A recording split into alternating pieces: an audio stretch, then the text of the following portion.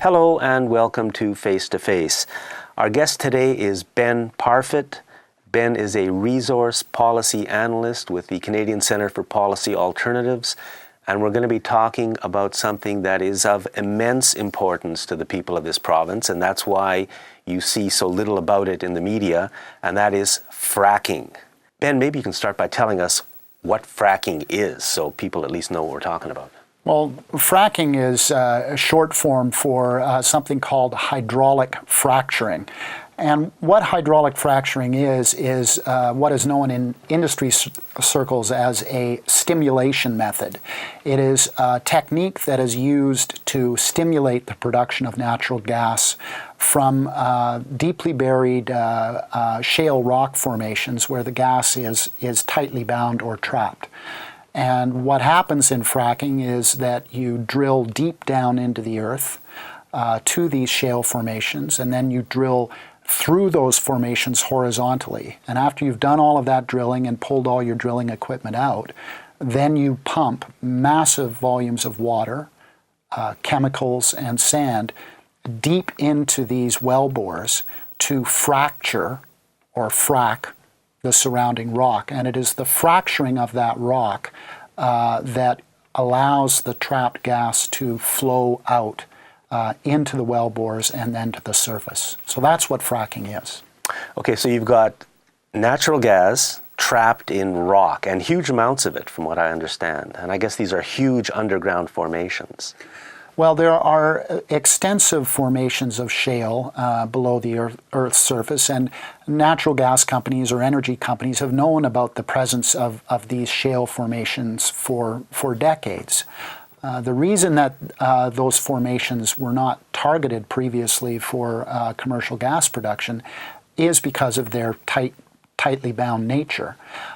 There were much more accessible, easier to access conventional gas resources that were basically in formations that were very, very loosely bound. It was easy to get the gas out. So why spend time and money trying to get gas out of these more tightly bound formations when there was so much available gas from easier to access resources? I mean, if you're thinking about oil and its equivalency, you start with the easy to access oil resources first in Saudi Arabia and elsewhere, and then as you start to push to the limits of that in other parts of the world, then you start to think about doing things like moving offshore. So this is kind of the gas equivalent. Now it's time to frack us.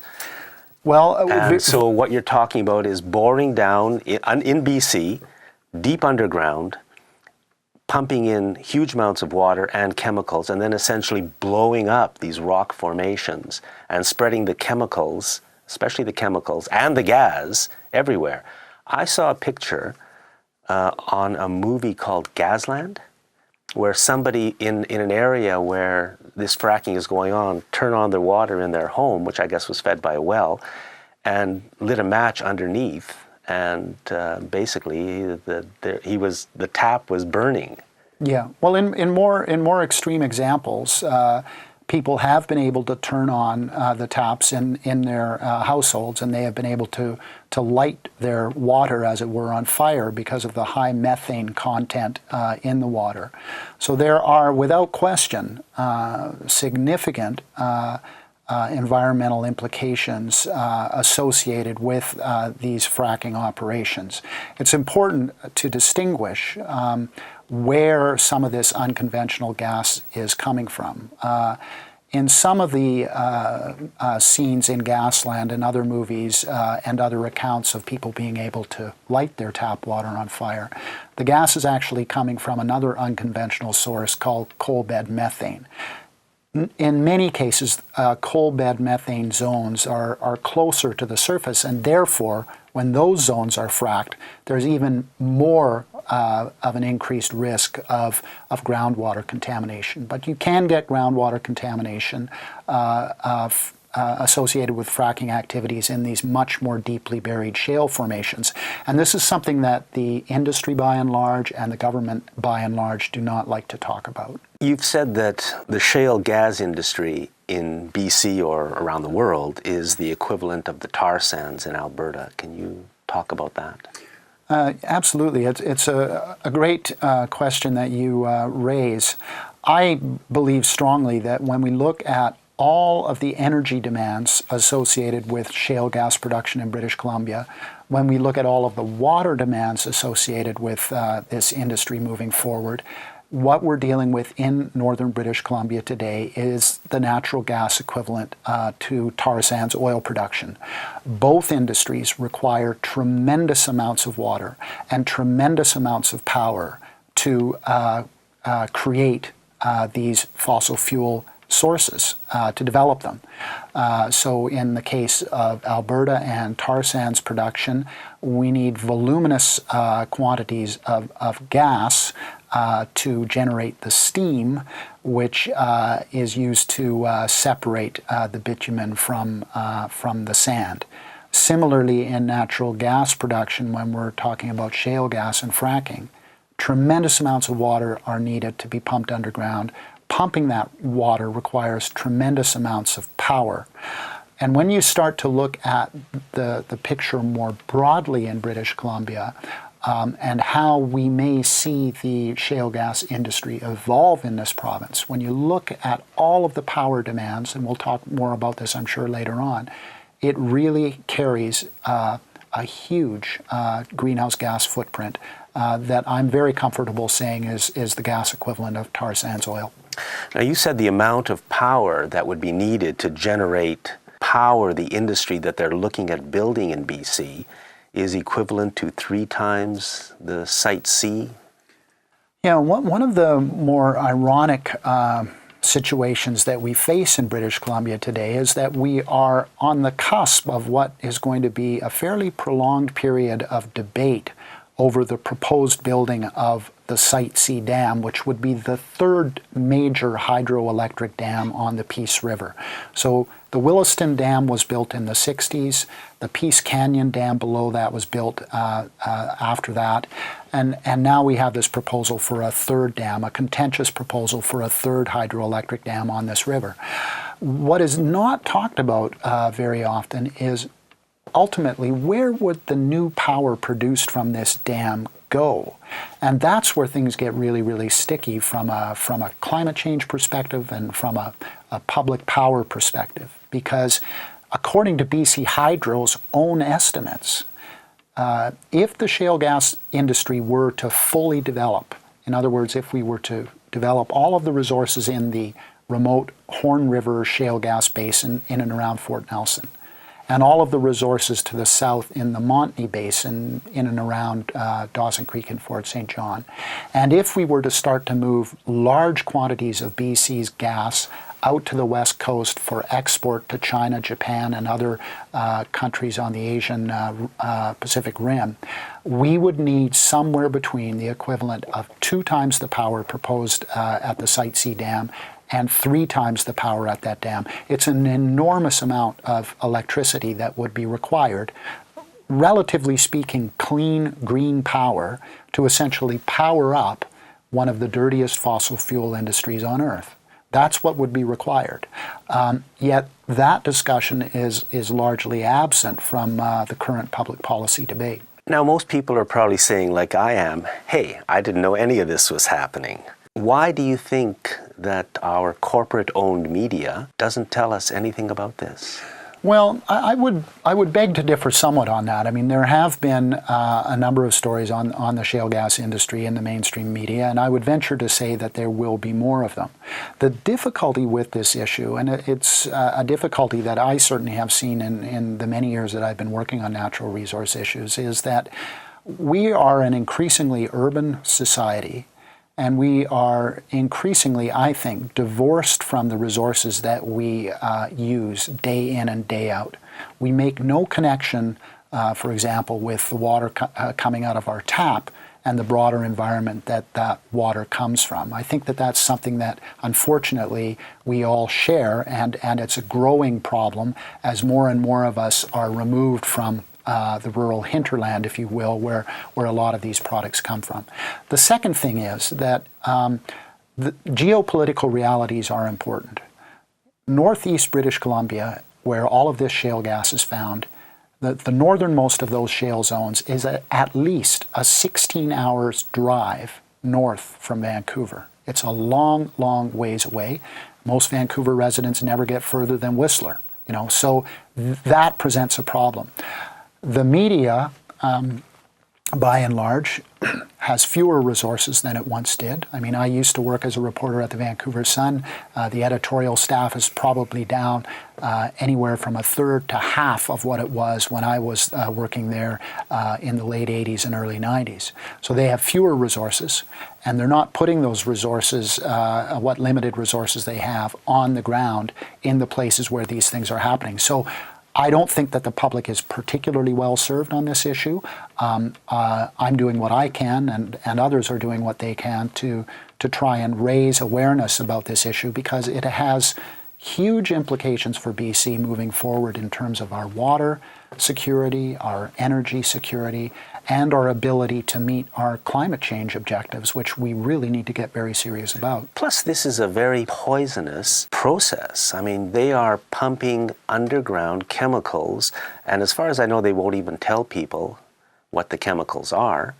From the little bit I've seen and read, on the internet, this is a process that is incredibly dangerous, risky, fraught with danger. How dare they? How dare they even do this at all? Well, very clearly there are significant challenges associated, and environmental challenges and public health and safety risks associated with the development of this gas. There's no question about that. There have been, pretty much ever since the time that natural gas developments began in British Columbia, conventional gas developments began, there have been health and safety risks associated with that gas. So, for example, a significant amount of the gas that we produce in British Columbia is what is known as sour gas. So it has high hydrogen sulfide content in it. And you only need a little bit of hydrogen sulfide or H2S in gas to make it lethal. And there have been sour gas releases in British Columbia that have killed workers, that have injured workers, etc. So those risks have been there for some time.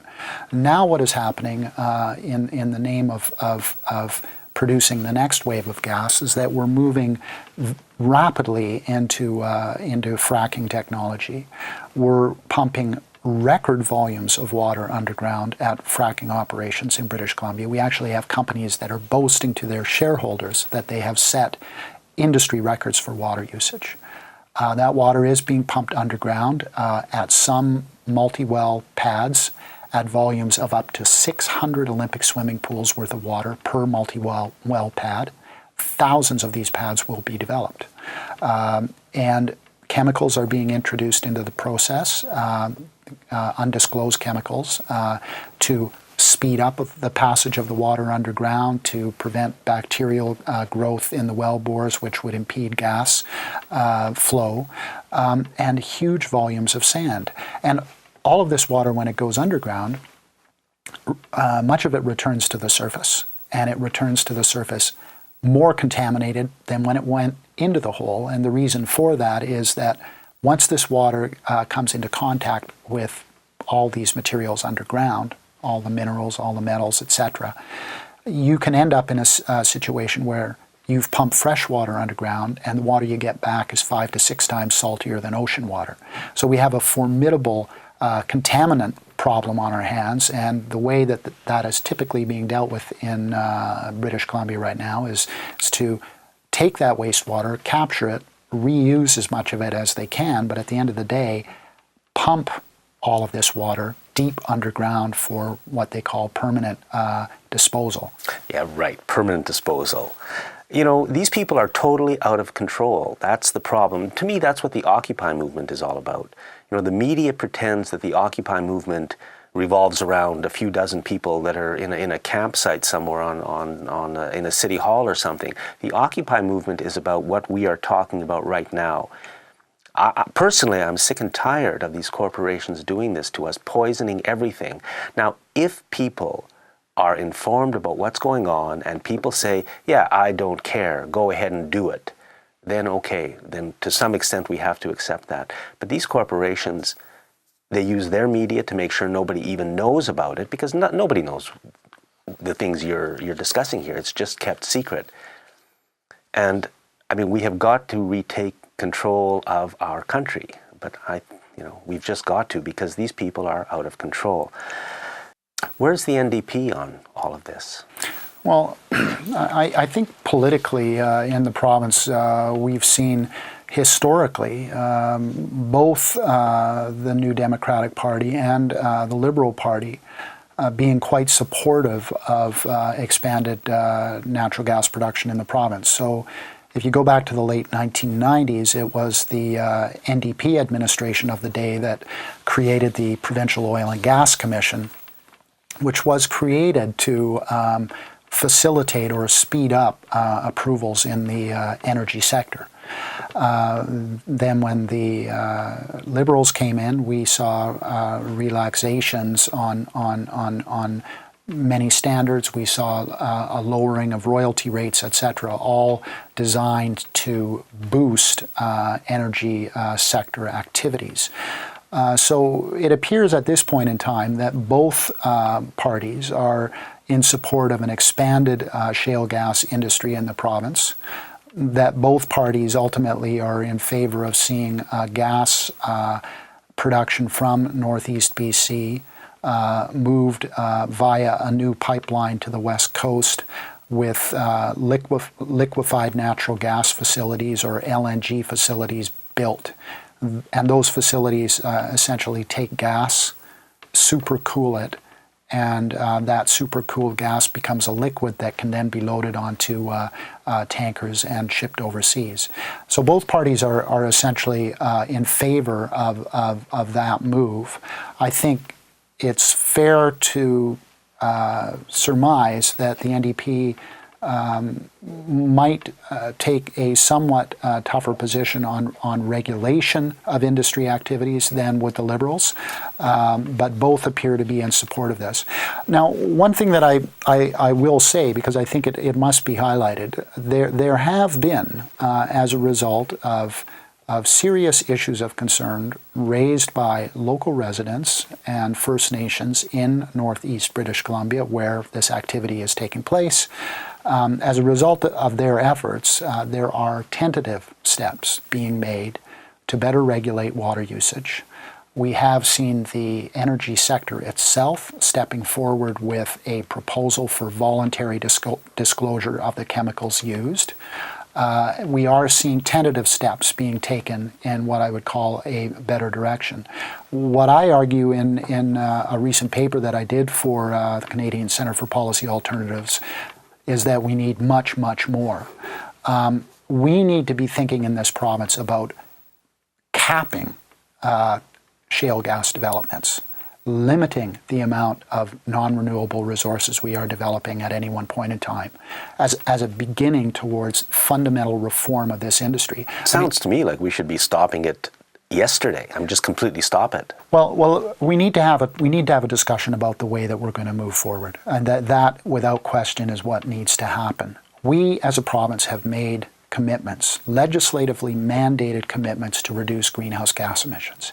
If the shale gas sector develops the way industry proponents want it to, and the government appears to want it to, the industry's emissions will double in just 8 years. By 2020, it will have doubled. And that means in order to even hit our province-wide targets, every other sector of the provincial economy would have to cut their emissions by half in order to allow this particular polluting, greenhouse gas intensive industry to continue operations. That clearly is unacceptable from a climate policy perspective and an environmental policy perspective. And ultimately, I think we're placing a lot at risk with our economic policy as well. If it's just, the gates are open, we can develop this industry and should develop it as quickly as possible. All we're doing is promoting a gold rush mentality, and we all know what happens with gold rushes. There's a boom and then there's a horrible bust. So I think as a starting point, we have to have a much needed discussion about capping overall emissions. We have a strong history in this province of placing limits on the exploitation of renewable resources, forest resources, and fisheries resources. it makes no sense at all that we place no cap on the exploitation of non-renewable finite resources. So we need to start there. And I think what we need to do beyond that is we need to say, look, there are clearly areas at this point in time where the industry should not be going. We should not be moving into undeveloped watersheds at this point in time, particularly when we don't even have the baseline water studies that we need, right?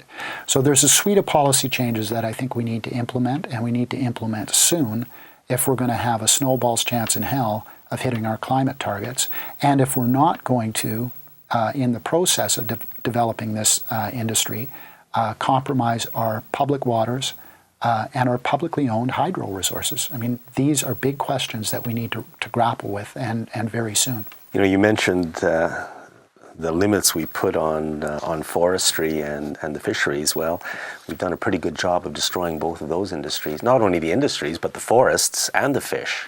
Yeah, I don't discount that, but I think the concept of trying to place limits on resources is an important one. And I do think we have to focus where we can on success. So, for example, as a result of reforms that were made in the groundfish fisheries in British Columbia, we have a much, much better chance today of managing some of our fisheries on a sustainable basis than we had before. And a good example of that would be the halibut fishery. You have to grapple with these things. It's not to say that we have not made and that we do not continue to make mistakes in terms of managing renewable resources properly. I don't discount that at all. I've written about it extensively. But if we don't embrace the idea of caps in a non-renewable sector, then all that happens is that we become complete victims to the market. And if the market demand is high, then we just plow through those resources as quickly as we can, and we don't even think about tomorrow. And that clearly is a recipe for economic and environmental pain down the road, and we should be working to try and develop these resources in a way that is rational and that gives us a chance to do what we need to do to protect public health and safety and the environment. Right now, we don't have that. Well, don't you think that as a good first step, the people of the province should be pretty well informed about this industry, and the government should make real efforts to find out, once people know what the risks are and what the benefits are, then the government should try to find out what people want. And if people don't want this industry, then it should not be allowed to continue. But the public is simply shunted aside. Nobody knows anything. The politicians make the decisions. The media controls the message. And once again, we have an industry that, to me, from what I've heard of it, sounds incredibly dangerous. Why would we even want to start to do it? And it's happened completely under the radar. Nobody, I mean, you know, in the main population centers, nobody knows anything about it, and yet it's a full-blown industry already. Well, as I said earlier, I mean, the natural gas industry has been around for a long time in British Columbia. I believe strongly that we need better public engagement on this issue, and I think it would be refreshing to see public policy around this particular enterprise subject to some kind of referendum question or a vote. I think we desperately need that. Very clearly, the provincial government, and historically it's been governments on the left side of the equation and the right in this province, have supported energy sector developments because they say it is necessary to meet the needs of our population as far as healthcare spending and education spending, etc., is concerned. What government never talks about is the fact that these resources have a shelf life. They will run out. So what is the game plan? What is the game plan beyond the day that those resources run out? We're not having that conversation. Now, in other jurisdictions that have or had an abundance of fossil fuels, like Norway, like Alaska, like our neighbor to the east, Alberta, there was thought previously about putting money aside for a rainy day. In the case of Norway, billions and billions of dollars have been set aside from the development of that country's offshore oil resources for the day when those resources run out. There was an admission from the get-go in that country that this was a finite resource and that the country needed to look beyond the immediate need to the needs of future generations. We haven't had that discussion here. We haven't had a discussion about whether it makes sense environmentally, from a public health and safety perspective, or economically to be developing this resource. I mean, to give us a quick example, on the energy side of the equation, there are no shortage of things that we could be doing in terms of developing new energy supply. The bigger question is, are we doing enough right now to conserve? And if we're not, what are the steps we ought to be putting in place to conserve as much as possible our energy resources? And then if we do develop energy resources, where are we going to develop them and for what end? And what I've tried and show in my recent research is that much of the clean power that could be potentially brought on stream in British Columbia, such as Site C production, will get dedicated to producing a non-renewable fossil fuel. And most members of the public, I believe, if they were polled on that question, would say that that's a bad idea. The industry says that this is one of the cleanest forms of energy production possible. What do you say about that? Well, indeed, the industry and government often talk about how clean natural gas is. But, you know, when you look at shale gas production, when you look at all of the energy inputs associated with it, when you look at all of the gas methane releases that are associated with this particular fuel, many people believe it is on par with coal. That this is a resource that, if developed fully, will compete with coal in terms of greenhouse gas emissions. This is not a clean, green, transitional fuel like the industry and government suggest it is. Ben, thank you very much. I mean, to me, this is an issue of utmost importance. So, ladies and gentlemen, call your politician, your provincial politician, and your federal politician if you're interested in this issue, and tell them what you think. Call your media and tell them you want some information about what's going on. Because in a democracy, people have got to have information, and in a democracy, what people want is what should happen.